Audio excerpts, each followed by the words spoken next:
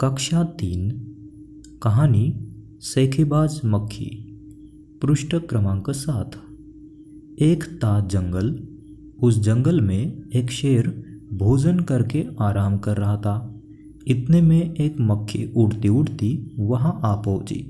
शेर ने 2-3 दिनों से स्नान नहीं किया था, इसलिए मक्खी शेर के कान के एकदम पास भिन भिन भिन करने लगी।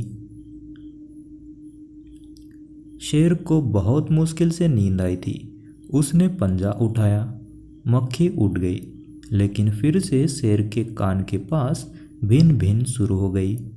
अब शेर को गुस्सा आया। वह दहाड़ा, अरे मक्खी, दूर हट, वरना तुझे अभी जान से मार डालूंगा। मक्खी ने धीरे से कहा, छी छी, जंगल के राजा के मुंह से ऐसी भाषा कहीं शोभा देती है।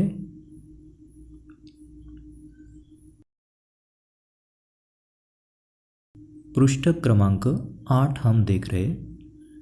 शेर का गुस्सा बढ़ गया। उसने कहा, एक तो मुझे सोने नहीं देती, ऊपर से मेरे सामने जवाब देती है। चुप हो जा, वरना अभी। मक्खी बोली, वरना क्या कर लोगे? मैं क्या तुमसे डर जाऊंगी? मैं तो तुमसे भी लड़ सकती हूँ। हिम्मत हो तो आ जाओ।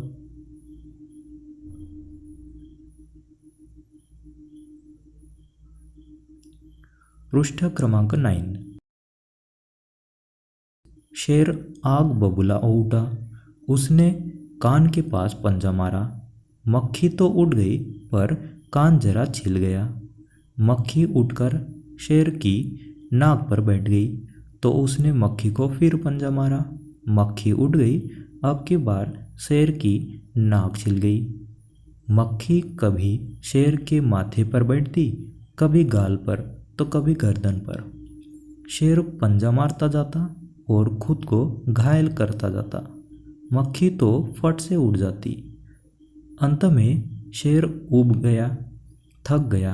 वह बोला, मक्खी बहन, अब मुझे छोड़ो, मैं हारा और तुम जीती बस।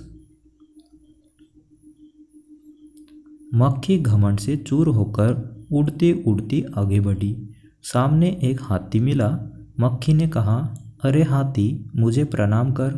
मैंने जंगल के राजा शेर को हराया है, इसलिए जंगल में अब मेरा राज चलेगा। हाथी ने सोचा, इस पागल मक्खी से बहस करने में समय कौन बर्बाद करे। हाथी ने सूंड ऊपर उठाकर मक्खी को प्रणाम किया और आगे बढ़ गया। सामने से आ रही लोमड़ी ने यह सब देखा। लोमड़ी मंद मंद मुस्कुराने लगी। इतने में मक्खी ने लोमड़ी से कहा, अरे वो लोमड़ी, चल मुझे प्रणाम कर। मैंने जंगल के राजा शेर को, विशालकाय हाथी को भी हरा दिया है। पृष्ठ क्रमांक 10। लोमड़ी ने उसे प्रणाम किया, फिर धीरे से बोली, धन्य हो मक्खी रानी, धन्य हो। धन्य है आपका जीवन और धन्य है आपके माता पिता।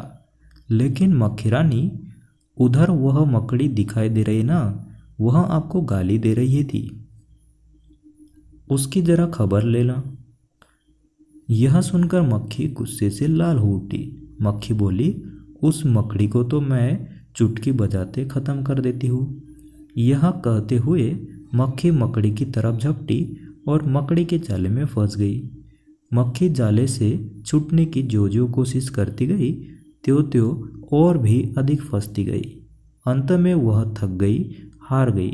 यह देखकर लोमड़ी मंद मंद मुस्कुराती हुई वहां से चलती बनी।